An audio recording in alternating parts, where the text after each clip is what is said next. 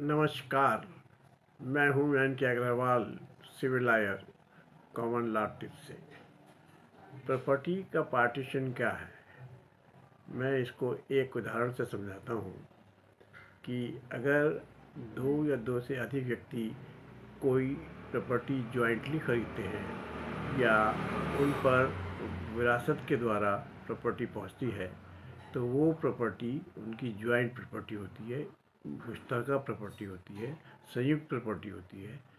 अगर उनमें से कोई एक शेयर, कोई एक ओनर ये चाहे कि हमें इस प्रॉपर्टी में अब जॉइंटली नहीं रहना है, इसको अपने अपने हिस्से पर काबिज होना है, अपनी मर्जी से उसको एंजॉय करना है, तब सब को शेयरर अगर रजामंद हों तो उस प्रॉपर्टी का बंटवारा हो सकता है और वो अपने अपने हिस्से पर काबिज होकर उसको मंशा माफिक तौर पर एंजॉय कर सकते हैं।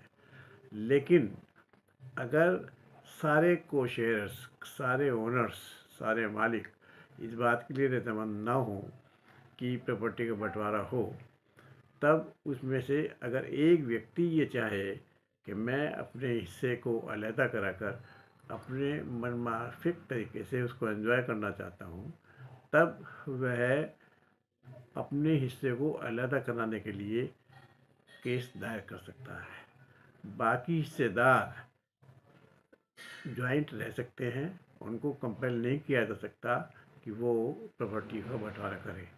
ऐसी सूरत में उस व्यक्ति को जो अपना हिस्सा अलहदा कराना चाहता है, उसका हिस्सा प्रॉपर्टी से अलग कर दिया जाएगा, बाकी का हिस्सा प्रॉपर्टी में जॉइंट रह जाएगा।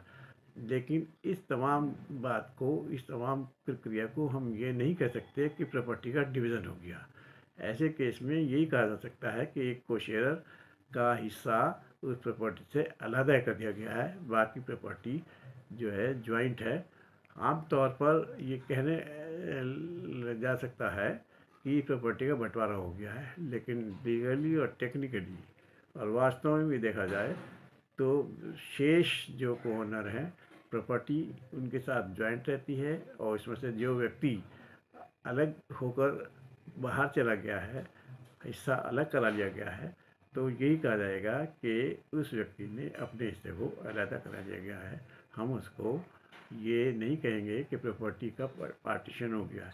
अगर सब मिलकर पार्टीशन करना चाहें, अपना अपना हिस्सा अलहदा कराना चाहे, तब उस केस में हम ये कहेंगे कि प्रॉपर्टी का पार्टीशन हो गया है और हर हिस्सेदार अपने अपने हिस्से पर मालिक और काबिज हो गया है। Thank you.